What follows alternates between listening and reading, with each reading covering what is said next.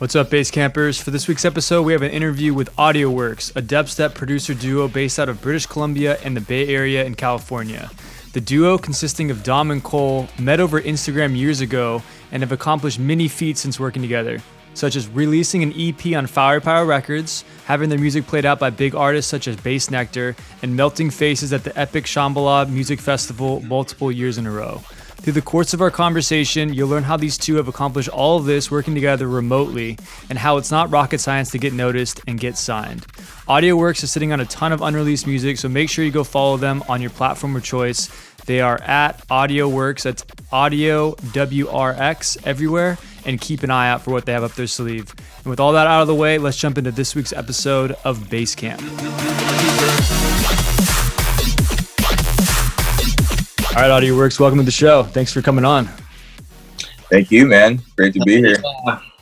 So let's start off this episode. I want to ask you guys a question. What's the first dubstep song you've ever heard from both of you? Ooh, Cole, you go first. I don't know if I want to date myself that. You know what? I have the first dubstep song I ever heard on vinyl still. It's from, I want to say 2001. It's a white label. I can't remember who produced it because it doesn't actually say on the white label on the actual record, but I still have it. And I played it actually not too long ago. It's super, like, dubstep back then was more industrial sounding, right? So it's pretty weird stuff. But I remember my older brother ordered it from the UK, and that's how it was a dub play. So that's how it came to be, because you couldn't get dubstep around that time much in the record shops in Canada. So, but I can't remember who produced it or what it's called, but I do have the record. What about you, Tom? I think it wasn't until like 2010, I think, or 11. It's for sure it was Skrillex. I just don't know which song it was. Yeah. I think it was that first record that he put out with like a bunch of remixes and stuff. Nice. And after you guys first heard your first dubstep song, did you just dive right into producing dubstep, or was there sort of like a progression you guys both took into like becoming dubstep producers? For me, I grew up playing guitar and drums and stuff, so I was like really into that when I initially first started listening to dubstep. But I think it took me 4 or 5 years before it took me 4 years before I started getting a laptop and started, I got Ableton and all that, and I had a buddy teach me that. So it took a while. I didn't dive right into it, but over time. Yeah. For me, I was really into DJing much before I started producing. So I just would play like dubstep tracks, and then I didn't really start messing around. Like, I started DJing pretty young. I was 14 or 15. I can't quite remember. And so I DJed for a number of years, and then finally, just kind of the evolution, the way things went, I just got into producing. But I was mostly making break beats and then experimenting with dubstep, like halftime stuff and just weirder stuff, really. Gotcha. Yeah. So how'd you link up for Audiowrx? We met on Instagram.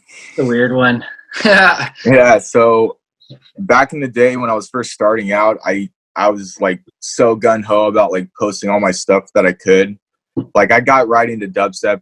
I made a little bit of house at first, but it wasn't too long after that I was getting into dubstep and stuff. And I would always use hashtag dubstep, and then Cole, he would just randomly hit me up and comment like, "Oh yeah, this is sick," or whatever. I had no idea who he was.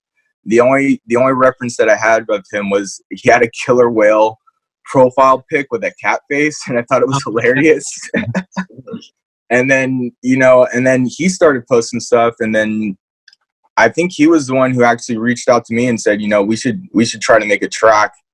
And I was like, okay. So, and I was actually making music with another buddy of mine at the time, and the three of us made like this, like, I don't know, it was like kind of like a trappy halftime tune or something like that. And we liked our chemistry together so much that we just decided, let's just make this like a thing. Yeah, from my perspective, it was I was just randomly on Instagram one day, right? And I clicked on the hashtag dubstep, and there's millions of videos. So that's why we always trip out about that fact, how we even started this. It was totally random. It's just like the kind of, the stars were aligned. And I just like randomly clicked on his video and started listening to the little snippets that he put on his Instagram page. And I just heard something in his music. And then, I hit him up and I said, we should work on a beat or something. So I just started something just random like that night and just sent it to him just to kind of see if there was chemistry in the music. And then him and his buddy sent it to me back, and it was just like, bang, like, here we go, right? Yeah. Which is another funny story. Well, not really funny, but yeah, Audiowrx was actually 3 people before, and now it's only 2. Yeah. Yeah. Well, I mean, you're still taking it strong. Yeah. There you go. So how old is the project? We've been going for 6 years, Cole? Yeah, about 6 years. I think 2014 was when we first met, and then I guess Audiowrx, because we didn't have a name or anything at first, and then so I think like when we actually call ourselves Audiowrx, I think it was in like early 2015. So like 5 years, but we've been making music together for about 6. Yeah, gotcha. And I assume you guys, I mean, you said, Cole, that you were at Dom, that you were in a band and stuff and played metal music before. Cole, did you have like production experience before you guys linked up? I mean, obviously you were sending tracks back and forth, but did you kind of evolve as producers together, or did you have some experience coming in? I was making beats before Dom and I linked up. Just like I said before, just from the years of DJing and being in the rave scene and all that. So I had started making music probably, I would say 2000, just messing around 2007, 2008. And then I took a music production course in 2012. And that's kind of when I was, kind of started taking it a bit more serious.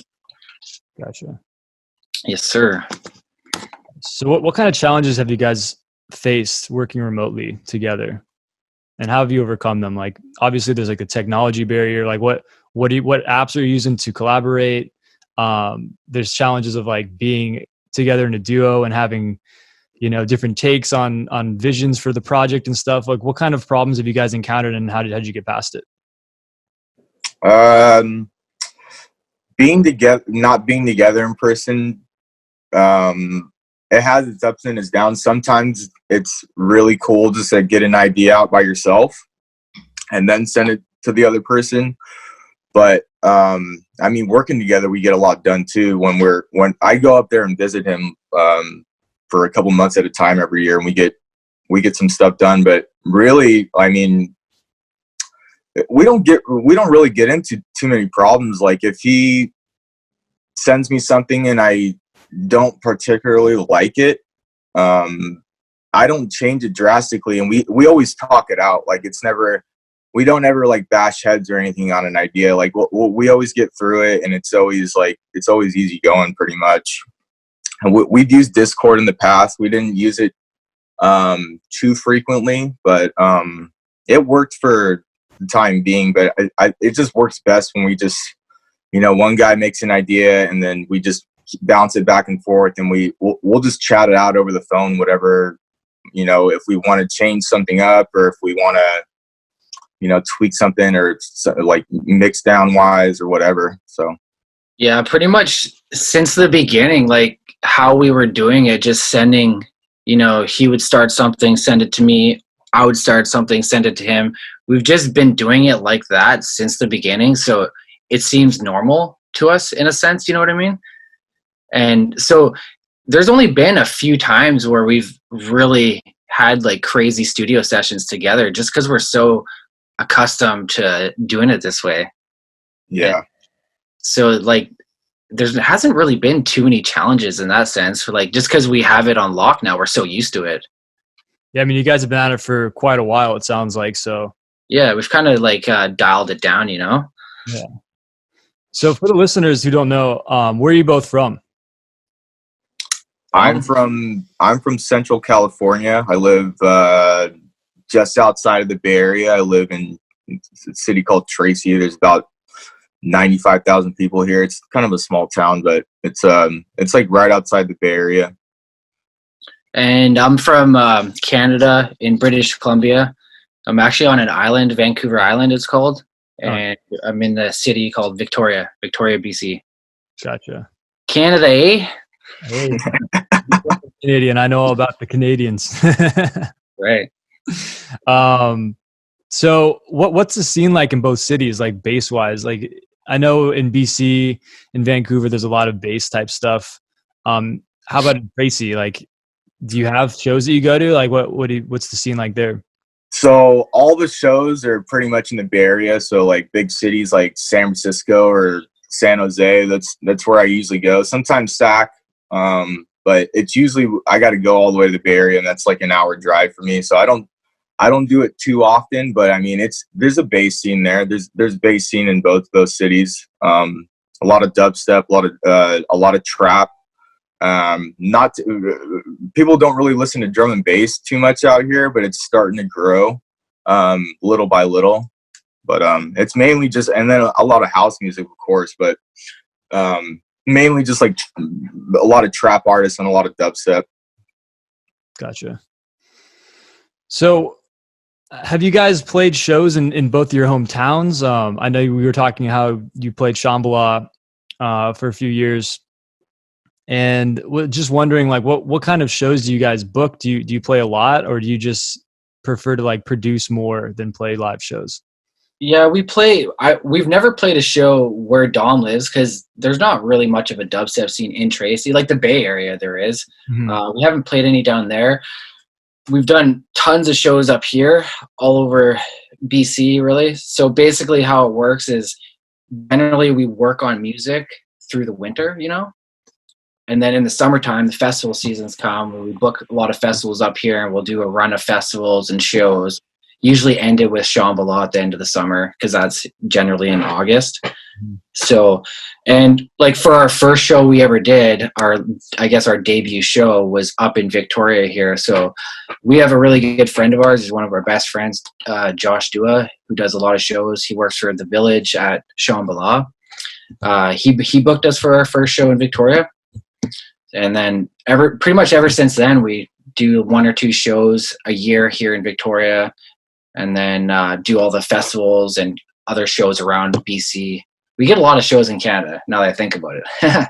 Yeah, they're all in Canada. Much. Yeah. Definitely the best ones, though, are Shambala because it's insane. Yeah. We heard good things about it. I haven't been personally yet, but it's on my bucket list once this quarantine stuff's lifted. So Definitely. Speaking of which, how are you both dealing with this lockdown? And I mean, I know you kind of work remotely anyway, so it probably hasn't affected your guys' workflow, but in each of your personal lives, how has it affected you, and how are you dealing with it? For me, it's kind of a blessing a little bit. I mean, the stuff going on is really bad, but when I'm working, I work in construction full time. So it's really hard for me and I have to commute an hour for work, and it takes me a couple hours to get home. So by the time I get home, I don't really have too much time to work on music besides the weekend. So, honestly, I just been pumping out tunes like left and right for the last, I want to say it's been like 6 weeks now. But I mean, besides that, I've been a lot of exercise, just trying to stay busy. Yeah, just making a lot of music. That's for sure. Nice. Yeah, for me, it's I'm still working. I work outside mostly, not with other people. So the social distancing is a thing. So it hasn't affected my work life. So I'm still I'm actually working more than I ever have been because of it. We've lost a few people where I work. So in that sense, it hasn't affected my life, but everything else it has, everything's shut down. It's, nothing's going on, right? There's nothing. So it's definitely affected everyone and everything in a certain aspect, for sure. Yeah. Definitely very strange times. Yeah, it's super bizarre. Really weird. So what's something you guys have both failed at, and how did you bounce back from it? That's a good question. You Your project could be in life in general, just something that you fell flat in your face and you just had to bounce back. Well, the first thing that comes to mind for me is wasn't really so much a failure, but I was going to go down one career path, right?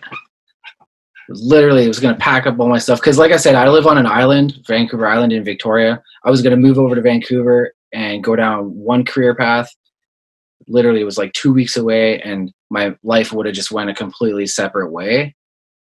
And I had an opportunity right before to choose a different career path, and I did that. So it's not really a failure, but it's like it was one of those pivotal moments in life where, you know, it could have went this way or it could have went that way. So that's one of the things that I always wondered, like, it just would have changed my life so much. Not a failure, but it's really hard to think of something like that. It's an interesting question. What about you, Dom? I don't know, man. That's a touchy subject, I guess. It is. Like, how heavy do you want to go with it? Because, like, I mean, as heavy as you're comfortable with, I don't want to just put you guys on the spot. It could be like you fucked up a DJ set somewhere, or it could be more serious, but anything you want to share. Oh, you know what? We could talk about how a couple years ago we were playing at this festival called Electric Love, and for some reason when we first started, because Cole's a big scratch DJ. When we first started DJing together, we were on vinyl. So when we were at this festival, you know, people were bouncing around on stage and everything. So I just remember the needles were getting dirty, and like the vinyl kept like messing up. And then after like a song or two, we had to only use one side. So every time we'd mix in a track, we'd have to bounce it back over. And then I think we were like 30 minutes into our set, and somebody like passed out on the floor, on the dance floor, and like an ambulance came and everything, and they shut it down. Oh shit. Yeah, it was crazy. And then we had to, we didn't know what to do. I remember that so vividly now, because they came right into the middle of the dance floor, picked up the person, took them out, and we had a full dance floor. It was crazy. It was popping off. It was really good. And then we didn't know, we're like, should we stop the music? Should we keep it going? It was kind of a weird moment. So we just kind of kept playing, and then we had to, like, all of a sudden if not more than half the people just had kind of like, you know, teetered. Yeah, it was just a big circle out of nowhere, just like, and then the person was in the middle, and everybody was just like, kind of just in awe, like nobody really knew what to do. Yeah. And then we had to, like, you know, reset the vibe, which is, how do you do that after that happened in the middle of your set, and then try to bring all the people back together dancing and stuff. It was really weird. That was a weird one, but we just kind of powered through it and just, you know. Yeah, I don't think the music ever stopped. No, it didn't. I remember we were looking at each other like, yo, should we fucking stop this, or like, what do we do? And we just kept playing and then just carried on. Super weird. Yeah, that was messed up. Yeah, kids gotta, you know, drink your water and party safe. We don't need none of that stuff happening. There's always going to be some idiot out there, you know. Yeah, definitely true. Well, on the other side of things, not a failure, but what's something that you guys do to keep motivated and inspired? Like, do you take walks? Do you like go hiking? Do you play sports? Like, what kind of shit do you do outside of music to keep yourselves sparked and keep yourselves going? Yeah. My girlfriend and I, we go on a lot of hikes. We have a cat who's like an adventure cat, and she loves all that. So like a dog cat?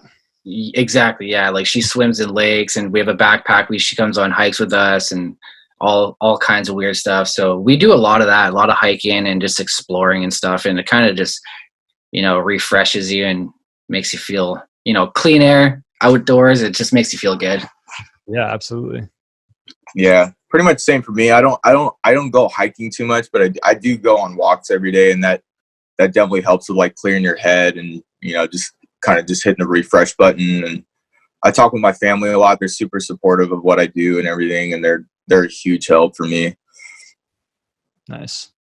So, I mean, it sounds like you both have day jobs. How do you balance a day job with making music? Because I know a lot of people have the idea that you need to be like all in for music to make it work, and it seems like you guys are making it work while like also having a day job or a career on the side. So what kind of tactics or techniques do you guys employ to stay on track with your music projects? I feel like you gotta pick certain nights that you're gonna dedicate to music, right? Because I work Monday to Friday, so I'll make beats during the week after work, but you're not super inspired. But usually for me, Friday nights is go time, like dedicated to music and just, get in that mindset, just have a schedule with, I don't know about Dom though. I think what do you say, Dom? Like you're kind of hit or miss, right? Yeah. I mean, I've been working at this company that I'm at for about a year, and it's been like, a lot of fast paced work and everything. So before I was working for them, I would only work, I was working for another, concrete company, and they would only work like 3 or 4 months a year. So I would work like 7 days a week for 4 or 5 months at a time. And then I had a lot of time off in between that. So I wasn't making any music for that month of time or those months. And then the second I got home, I would grind it out. But now it's a little bit different. Mainly I do most of the writing stuff, like on a Friday night, like what Cole's saying, or like on a Saturday or even a Sunday. And then more so during the week, if it's, if I only have a few hours when I get home, that's mainly for like just, going through things and, adding things here and there, doing like mix down stuff, just little things like that. But mainly like the bulk of it is, on those Fridays and Saturdays. Those are go time for sure. Gotcha. And are you guys like, do you go in spurts, like 8-hour, 10-hour spurts, or do you do like shorter spurts of time, like a few hours at a time, taking breaks and stuff? On the weekends, it's like, I'll for sure do like 8 or 10 hours, but like during the week, it's only, a couple hours, or, maybe do an hour and then, get some food or something and come back to it. But definitely when I have the time, I'm grinding it out on my computer as long as I can. Gotcha. Cool. Yeah, pretty much same with me too. Usually when you start getting in a good session and you're just feeling it, you just go. There's no point, stop to get a drink or some food or something. But if you're really going, and it's like, just go, Yeah, you got to go down that flow state. You can't let it go. Right? Yeah, that's right. For sure. Yeah. If you're really into it, the time just flies, like of time. If something's popping off and you're just going in, that's the bread and butter right there. Nice. So you guys have secured some big releases on labels. I was wondering what the first record you ever got signed was. It was Records back in 2015. It was just a single on like a collaborative EP, I guess. There was us and like three other artists that put out tracks on it. Gotcha. Yeah, I think it got to like number 9 on the dubstep top 100 on Beatport. And could you just repeat the name of the track one more time? Because I think you kind of glitched on my end. Right? Yeah, it's the name of the track is Clockworks. Clockworks. Okay, cool. Yeah, that one actually went pretty big. Like Bassnectar started playing it really early on, and remember he dropped it right at what was it, Bass Lights or something? Bass Lights. That was a big song that he had in there. Nice. So how did you guys go about getting that record signed? Because I know a lot of bass artists and indie artists in general, the goal is to get on a big label and and get some clout that way, or get some recognition. So just curious what your guys' process was and how it's evolved into what you do now. But how did you start really like submitting to labels? Did you just send them emails? Did you have like people that you knew at these labels? Like what kind of things did you do? Well, I can tell you how we went about it. So if you're privy to share. No, it's no worries, man. So earlier when I was talking about playing our first show in Victoria, how is our friend Josh Dua, who booked it for us, he's been doing shows for a long time and he's pretty well known in the industry. And so he was booking what shows. I opened for Excision a few times and I'd always show Excision tracks, and he's like, show me them next time. And then Josh ended up booking Datsik and I got to open for him. So, and this is right when Dom and I had just worked on the track Clockworks. It wasn't even finished. Like, yeah, it was really rough. It was rough, and it wasn't mastered or anything like that, right? Just an export out of Ableton. And so Josh and I had this plan, like, you know, with our tracks. Once we finished up some good tracks, he would book me for a show, and usually during sound check, you know, whoever's headlining, they come in, then you can just show them your tracks, you know, like a casual thing. And then if they like them, it's cool, whatever. So he booked Datsik, and we had this plan to show him these tracks, and I was just playing the one. I didn't even think he was in the room. He walked in the back, and I just played Clockworks, and he came up. He's like, "You got to send this to me." So his girlfriend Shara at the time was mainly running Firepower. So he gave me the email, and I sent it to her, just being like, "Hey, this is Josh's friend Cole. He wanted us to send this track," because Shara and Josh were friends as well. So that's how we hooked that up. And you know, we had submitted tracks to labels and stuff before, but it's really hard to, when you're an upcoming producer and they get so many submissions all the time, right? So who even knows if they listen to all of them, right? And there's so many good producers out there. It's kind of like winning the lottery in a sense. It's kind of timing. But if I have any advice for any upcoming kids who are trying to get their music out there, try to play shows, man, and try to meet the artists and establish a real connection with them. You know what I mean? And don't have the mindset that you want to get your stuff popping and you want to get signed to a label and all that. Try to have a connection first with someone. You know what I mean? Like, have a connection with them and build off of that. And if the connection's there, the music is just going to come naturally. You can just, you know what I mean? Like that. We had a plan to show our music to them, but you know, how do you know your music's going to be good enough? But yeah, so anyways, back to the story. So Troy liked it, and he started playing. Remember, Dom, we started seeing clips, him dropping it at EDC and like all these huge festivals. And we had no idea he even had the track. We just knew that he liked it. And we just started seeing, like, you know, him at EDC or him at, I think Electric Forest, he played it at too. And he was playing, like, this was not a mastered track again. This was just, we hadn't even finished it, right? It was just a whip. So yeah. And then that just goes to show you, you don't need to, if you have a good mixed down song, you don't need to do much to it to make it playable or whatever. Yeah, totally. So he just took the whip that you sent him. That was what he was playing out.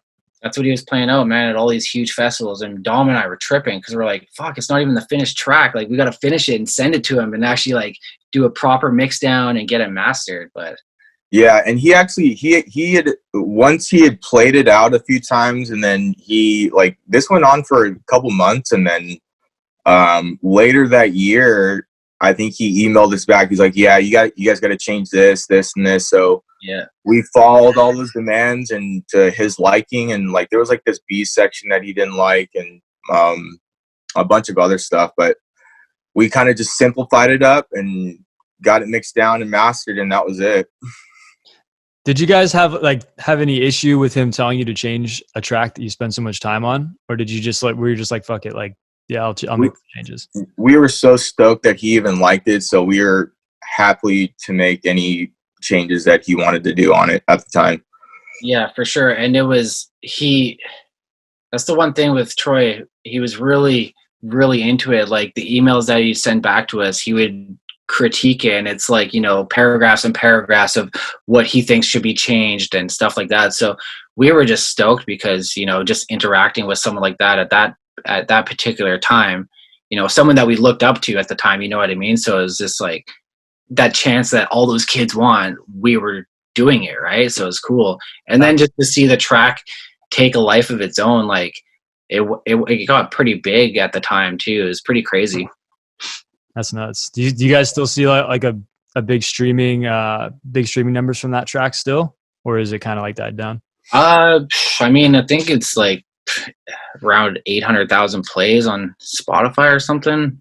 But then there's like, you know, like the label did it right, man. They made these kind of little video clips, like these kids headbanging. And I remember after, like, I don't even know, like a couple of days, it got over 1 million hits. And like, so. Yeah, they made a meme out of it. Pretty much, yeah. Yeah, it's pretty funny, actually. Yeah. Yeah, I think it was like when bass heads get front row and it's just like all these kids on the rail just headbanging. It was hilarious, but it was great. And like Cole said, I think with like not even a few days, it got like 1 million views on it. Yeah. Nice. Yeah, it's a good strategy to employ the memes, especially back then when it wasn't as big or popular to do that sort of thing too. Yeah. Totally. That's cool, man. So going back, you said that if you had a tip for young producers wanting to get signed to a label or connect with big artists, they should play a show. One, I mean, I know it's tough in this climate to imagine playing a show right now, but let's just assume for the time being that the quarantine will be lifted sometime soon. What advice would you give people starting at square one to get their first show and to get in that sort of that the circle of people playing shows in their city? Like what kind of advice do you have for those people? Yeah. My advice to them would be just go to the show and meet as many people as you can. Just network. Go to a show, buy your ticket. Who knows, man? You see some guys like, hanging out near the backstage. Go just strike up a conversation. Like, what do you have to lose, right? And you never know, you might build really good friendships out of it. Like, I have a really good buddy who lives here in Victoria, and he told me the story the first night that he met me and all my friends here. I think it was Snails. Snails was playing the show, and he moved here from a different city, didn't know anyone, just came to the show, bought a ticket, and just noticed people were going in and out of the backstage area, so he just went and hung out there.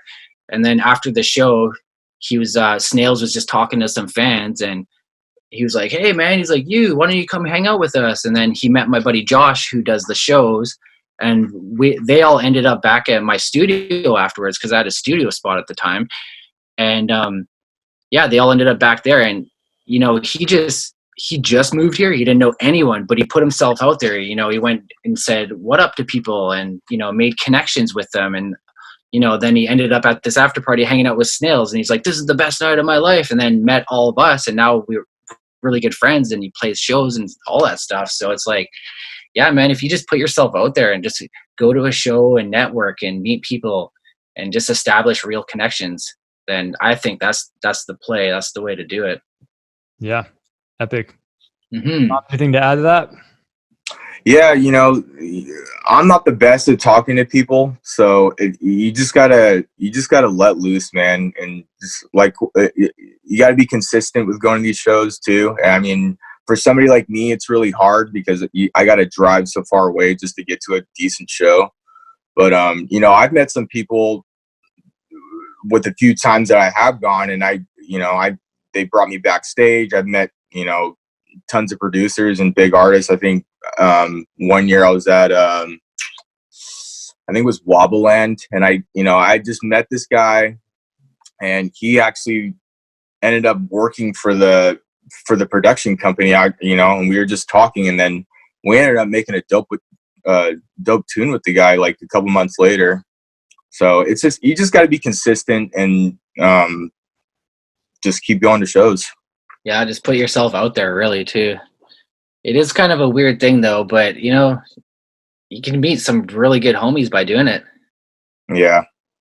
Totally. I mean, where else is there going to be that concentrated of a group of people who love that specific music, right? It's like going to be at those shows. So it makes total sense. Yeah, hopefully we'll get this stuff out, like, the coronavirus stuff figured out soon, because I feel like that aspect of things is super important for producers. Sure, yeah. But anyway, you guys down to dive into some technical stuff, some questions about production? Sure. All right. So what DAWs do you guys use? I assume you use the same one if you're collaborating, but what do you each use? We've been using Ableton since day one. That's what we both learned on. That's what we've been sticking to. I tried Fruity Loops years ago, and I did not like it. I just for some reason there was a little bit of a learning curve with trying to learn the DAW. But once I started getting into Ableton, like, my buddy was showing me like the basics and everything, but I mean, it just it just seemed really simple to use, and that's just what I've been sticking to. And I think Cole can say the same thing. Yeah, for sure. Ableton's just, it's really user friendly. That's what I really liked about it from the beginning. But when I first started using it, it was more so made.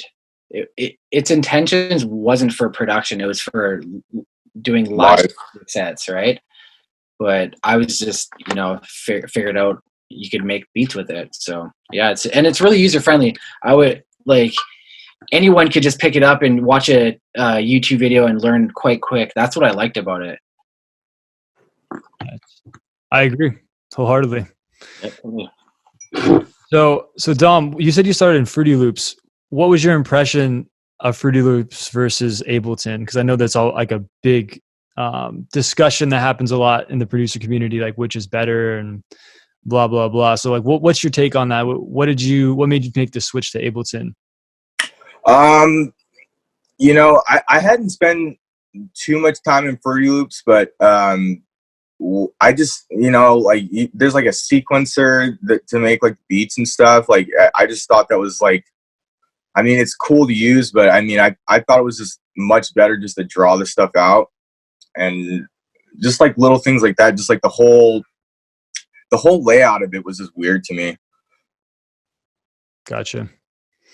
So what's your both of your favorite features of Ableton? Like, if you had to pick one thing that you just love about it, what would it be? I really like the time stretching on audio clips. The time stretching's unreal. It's really good. I don't know about you, Dom. Yeah, I mean, just like all the little internal features, like you can drastically change audio so much with just a couple clicks of a button, and just there's so many good like just in Ableton itself, just it's pretty much got everything you need like to get a track going. You don't need to go out and get a bunch of crazy plugins or anything like that. It's definitely good to have, but I mean, there's so much good stuff within the program itself that you don't really need much to get stuff going. So that's what I like about it. I mean, everything's pretty much already in there. Gotcha. So what do you guys use to collab remotely? What video chat service? Is it Zoom like we're using now, or is it like Discord? What do you use the most? Yeah, we use Discord. We haven't used it much lately, but ever so often we'll have a good Discord session, and it's pretty good, because we can just both obviously at the same time just pick apart tracks that we're working on, and then see the screens while we're making the beats as well, which is quite handy. Gotcha. Yeah, we've even FaceTime a few times, just like on the go or whatever, and that works just as good sometimes. But we were using Discord a little bit, but mainly we just send stuff back and forth to each other. That's mainly what we do.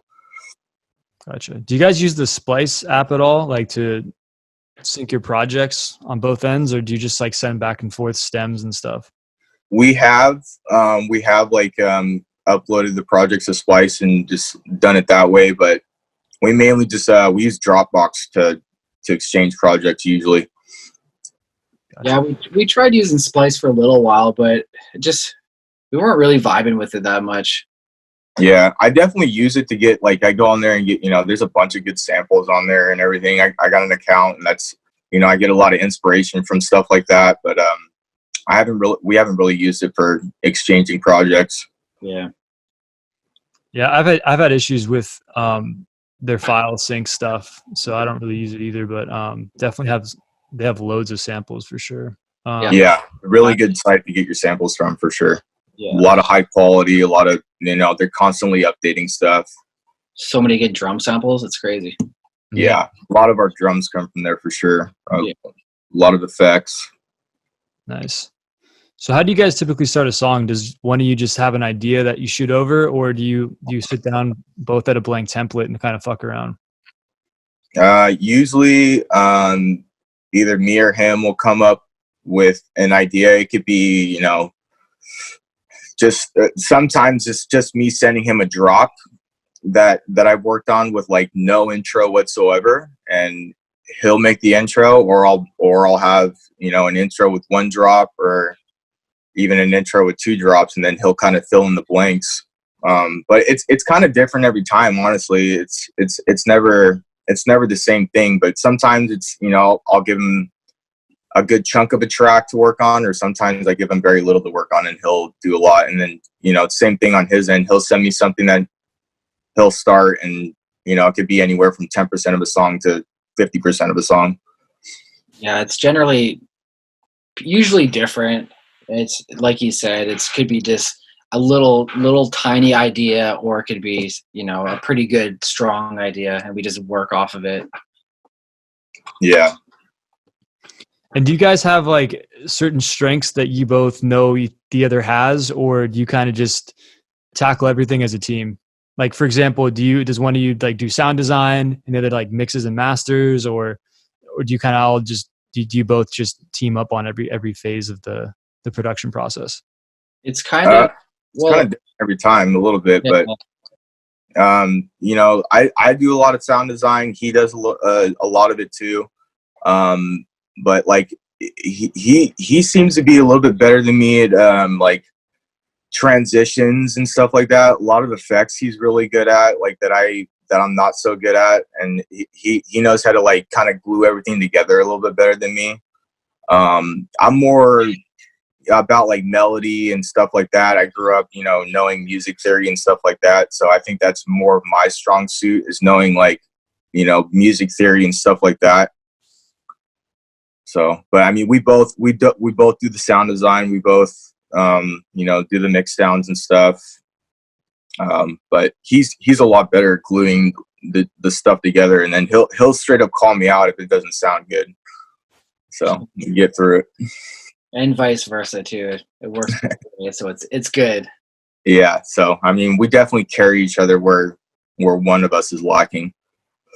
Nice. I feel like it's good to have two pairs of ears on anything, because it's just, you listen to something so many times by yourself sometimes, and you just lose concept of what sounds good actually. So definitely. Like the other day, we got a bunch of tracks right now that were pretty much finished, and Dom sent me what was it, 4 songs or something, I think. Anyways, yeah, there's, you know, a couple things that I would hear in them that Dom didn't quite hear because he'd been working on them pretty much all that day. And just little things, right? It's just little things that you just you catch, like, oh, this should be different. Whether it's even just turning up, you know, a certain sound a couple decibels or whatever, you know, it could make the difference. And yeah, so there was, in this one particular song, there was only, I think, 2 things that I heard, and Dom, you know, made the switches on them right then and there, and boom, they're good. Yeah. So what are some of your guys' mixing tips when you have a track nearing the end, nearing completion? What are some of the things that you are doing first when you're entering like the mix down phase, or maybe you mix down while you're producing? Like what are some things that you look for when you're aiming to get your mix perfect? So a lot of the time, like it took us years to get a good template down, but for the longest time, we would do most of the mix down at the end of a tune. But for the last, like, I want to say like year or two, we've had a pretty solid template that I've made over the years, to where you don't really have to do much tweaking at the end of a track. It's you know, a lot of the drums are, you know, the kicks usually always the same in our tracks, you know, stuff like that. So there's not much tweaking involved. But you know, I always like to start with the drums, and then, you know, you work to the bass, and then, you know, just stuff like that. But usually we just work with like a similar template every time, so there's not a whole lot to do when we get something ready for a pre-master. But yeah, it took us years to get this down, because for a long time we were struggling to get songs to sound good. Yeah. But just over time, you know, you get in a rhythm, and, you know, you get a group of sounds to sound good over time, and that's how we do it pretty much. But I mean, there's always going to be a mix down at the end regardless, but it definitely helps to have a template that you over time create, and that makes it a lot easier when you get done with a track and it already sounds, you know, you could be, you know, 80 to 90% done with the mix down by the time you're even done. Yeah. So true. And a lot of it is the drums. Drums are usually the trickiest part to make sound really good in the mix. But like Dom said, we've pretty much figured out a way to constantly make it sound good through pretty much from the beginning of the track, just from the project templates we have. But generally just a lot of mixing on the go, and then we'll do a final one. I'll do one. I have really good monitors, so I'll do one, and then I'll send the final version to Dom, and then he tweaks it on his end, and then generally we're done with the track. Gotcha. Yeah. Gotcha. So if I were to open up your template and you were like kind of show me around, what would be the first like 3 things that you'd show like as the most important components? And feel free to reveal as little or as much as you want about what you're using in that template. But just curious, like what kind of things are going on in it?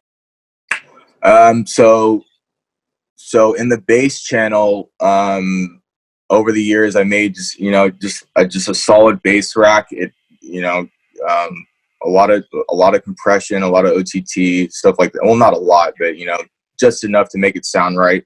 Yeah. So like having a good bass bus is key. Our side chain is pretty similar a lot. So usually we'll just use the live compressor, but we do use LFO tool here and there just to get it a little bit more of a dip in the volume. Yeah. And then I guess similar with the synths, like we built a synth rack that usually works with most of the sounds that you were to even put in there. So that, and again, that has a lot of compression, a lot of EQing, stuff like that. And then minimal plugins on top of that. Like we'll use we like to use Effectrix a lot for stuff to get for a lot of effects. Like you can use that, or it's a little different every time, honestly. But like mainly the bass bus, and having a solid side chain is key. Mm-hmm. Anything you'd want to add, Cole? Yeah, I think also one thing you would probably notice if you opened up our project would be our drums. We don't have a lot of processing on our drums, because if you can figure out a way to mix down your drums properly and make them sound good in the mix, you don't need a lot of stuff on them. That's what I find with a lot of producers. They put a lot of compression and processing on the drums, and at the end of the day, it just sounds really squished. And I personally don't like that, but to each their own. But yeah, if you have a proper mix down on your drums, then you can make them sound good without having a lot of processing on them. So I think if you looked at our project, you would notice that right off the get-go, because we usually have our drum group at the top, and then our bass group, and then our like effects and synths and leads. So yeah, you'd see at the top the drums don't have a lot of stuff on them. Gotcha. Good tip. What's the craziest design thing you guys employ when you're making sounds and stuff? Like what's the just some super weird shit that you've tried out that you kind of go back to, or like a technique that you used a couple times? So in Serum, you can drag you can make your own wavetables in there. So sometimes like I'll just take a glitch sound or something. I actually learned this from I think it was a Virtual Riot video or something like that. But you can pretty much you can make your own wavetable by dragging in pretty much any sound that you want. You can make some really crazy stuff by just dragging it in the wavetable window and tweaking it as needed. And then again, like something like Effectrix, like you can drastically change the sound with that, whether it's cutting it up or just little things like that. But usually, like to get something weird, that's usually what we do. Yeah, I've even recorded my cat meowing and dragged that in and put it in there and just made a completely fucked up sound from it. It's so funny. And then if you throw a plugin on it like Effectrix or something like that, it just takes it to the next level. That's awesome. Yeah. Is there any of the tracks you guys have out that has that cat synth in it? No. But maybe soon. Nice. Cool. So when do you guys decide a track's finished? Like what's like I guess it is it just you both kind of nod in agreement, like it sounds good, or is there like a process you guys have? How do you decide? Yeah, pretty much. I mean, but I mean, we could say it sounds good like 3 or 4 times in a row before we actually get it done. I mean, like Cole was saying, like, you know, I just sent him 4 tracks that I was pretty confident in. Then he made a couple suggestions and I changed them. But I would say it's done when you have a solid track mixed down and you have, you know, and then you get it ready for pre-master and it's mastered. That's when it's done to me. Yeah, totally. Yeah, so true. But I mean, just when we're usually both in agreement, and you know, even when we are, like, I'll still take, you know, another few days of listening constantly to all the songs that we have, just to, you know, lock it in my head that I'm confident in how the song sounds. Yeah, I definitely got to listen to them. When we think we're finished with them, you got to listen to them. Well, what we do is just listen to them for, like Dom said, a couple days. I personally listen to them probably 5 to 10 times a day, just to over and over again, just to, you know, really hear them. Mm-hmm. And then eventually we just come to an agreement, and it's like, yeah, okay, this one's done. So yeah, definitely. And then listening on, you know, your speaker, your monitors, and then, you know, doing like listening with really good headphones, and then, you know, even doing a car test works too. Just if they all sound good and each element that you're playing the tracks through, then you know you got something good. Yeah, the car test I think is super important. I always will go just on a drive and listen to the tunes in the car, because if they're sounding good in the car, I think they're pretty much ready to be pre-mastered or a master. Yeah, and then another good thing to do is depending on if you're a DJ or not, you can drag the track into, like, you know, we use Record Box because we use CDJs, and you can see the waveform, and by color you can tell like how it sounds without even listening to it, and that helps a lot. And then you can see, like, you know, how loud it is, where the frequencies are and everything. So that definitely helps. In the beginning, we were doing that a lot with what we were using Serato at first though, but that used to be a thing that we did a lot. Yeah, you just drag the track in, then you can see the colors. If you get more, you can see the mid-range colors and the high end and the low end. So yeah, you get those good colors in there, then you know it's really good. That's awesome. I never thought about doing that, but that's genius. Yeah. Do you guys use like reference tracks when you're mastering or mixing down? Sometimes. We haven't in a while, but yeah, that was something that we did for sure in the beginning. But after, we've been using like a similar template like this whole time, so we've been pretty confident in how they sound without having a reference track in there. But that used to be a thing that we did a lot. Yeah, we try to just stay away from doing that since we had our last or EP release. We kind of just stayed away from referencing tracks. And to answer your question about mastering, we don't generally master our own stuff. We send it out to a good friend of ours, because he actually masters pretty much most of the dubstep guys that you hear's music out in the scene. He's the one behind them mastering it. So we send him to him because he's just from day one kind of has been helping us along and giving us tips. And I just feel like mastering is such another game, right? Like, it's totally different than producing. And yeah, I would just leave it to the professionals to do, you know what I mean? Yeah, for sure. No, I totally agree. I think for a lot of people, it's probably tough to find someone that you can trust with that to get the right sound. So it's awesome that you guys have someone that you can go to. But totally, that's very true, man. I know personally, it's like I'm always scared to send a track out to someone new, because I'm like, I don't think they're gonna understand like the targets I'm trying to go for loudness wise, and et cetera, et cetera. So yeah, that's definitely a real thing for sure. Yeah, our dude's been pretty consistent with how our tracks sound, and we're pretty happy with the results. Yeah, shout out Woofax too, by the way. He's the man. I mean, he's doing a great job, because all your tracks I've heard so far, they're really well mastered and they sound great. So appreciate that. Yeah, thanks, man. So last technical question, then we'll start to wrap up here. If you could have only 5 plugins loaded on your comp, let's say your computer blew up and you had to like reinstall everything, what would be the first 5 things you would go download? Definitely Serum. I would say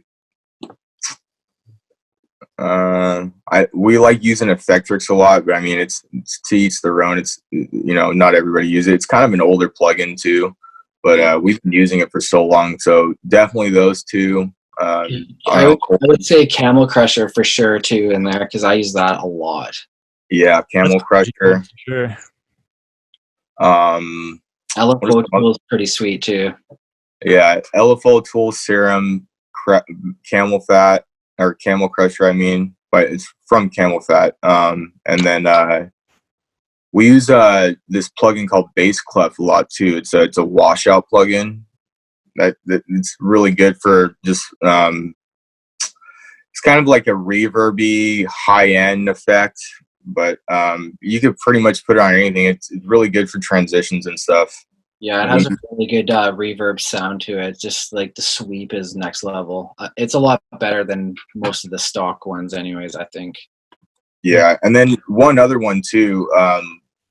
I've sang on a couple of our tracks, and there's this one plugin that it's the abbreviation CLA. I think it's like Chris Lodge something, but that plugin is gold. Like you put any vocal in there, and with only a couple tweaks of some leveling in the plugin, like you get really good sound for vocals in it. It sounds like you're recording something in Pro Tools.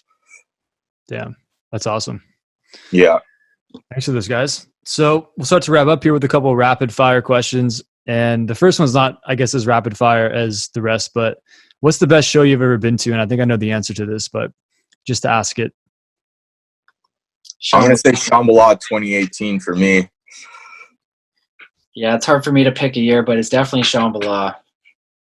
Nice. I kind of expected that answer, so. Yeah, I bet.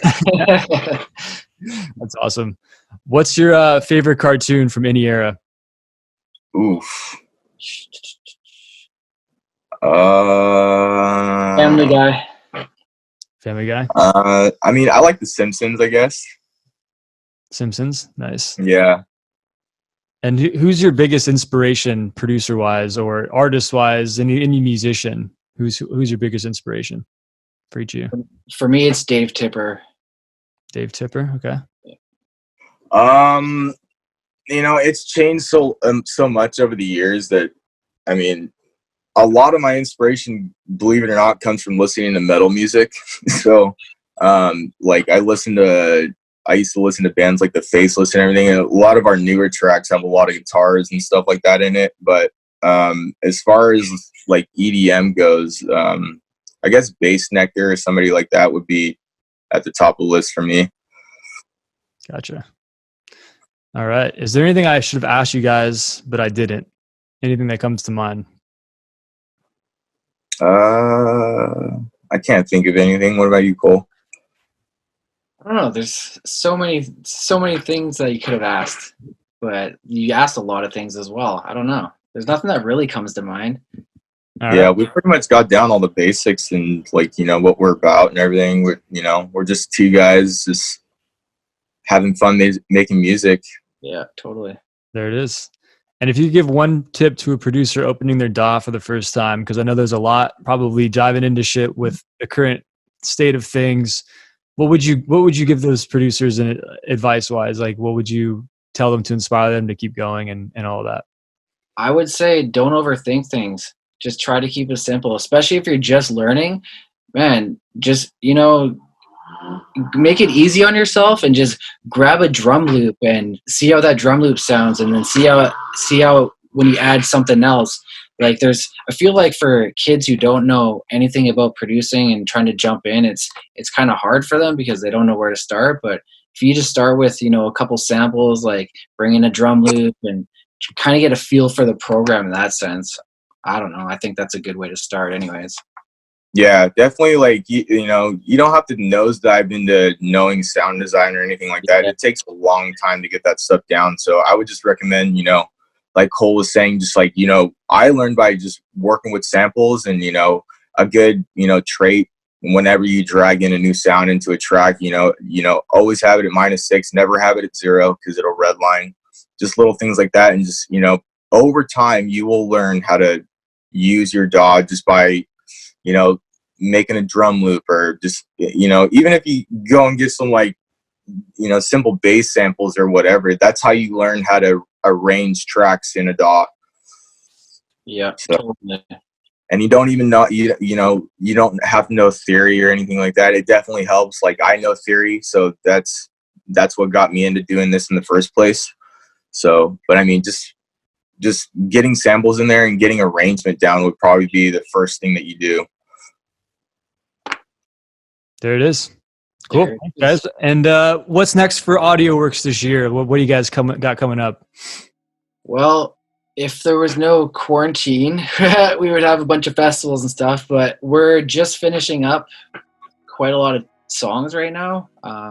So once we get those finished up, we're going to send them. We got a few different labels we work with. So probably, put out another EP soon, or definitely some singles and stuff. So yeah, just watch out for new music because we have a shit ton of coming up. Ditto. Yeah. Dope. Well, thanks guys for coming on. Really appreciate you taking the time and really enjoyed our conversation. I hope the listeners enjoyed it as well. I know there's a lot of value in there for everybody if you listen through. So really appreciate it, guys. Thanks a lot. We thank you, man. We appreciate it. Yeah, thanks a lot, man. This is fun. Thanks for listening to this week's episode of Basscamp. Hope you enjoyed our conversation and got something out of it. If you did, make sure to support our guest this week and share this week's episode with a friend. If you have any feedback or requests regarding the show, make sure to reach out and let me know. DM me on Instagram, either at BasscampPod or at Darkest Dawn, DRKST DWN, and let me know what you're thinking. I created this podcast to help all my fellow producers up their game, so let me know how I can help you with yours. Show notes for this week's episode and all others can be found at basscamppodcast.com. While you're there, make sure to check out the Producer Zone, where I will be posting free producer stuff like sample packs, Ableton racks, and much more. I also offer one-on-one mentoring sessions for those of you looking to level up your sound quickly, so shoot me a DM if you're interested in a free 30-minute session to try me out. Thanks again for listening, and I'll see you next week. Peace.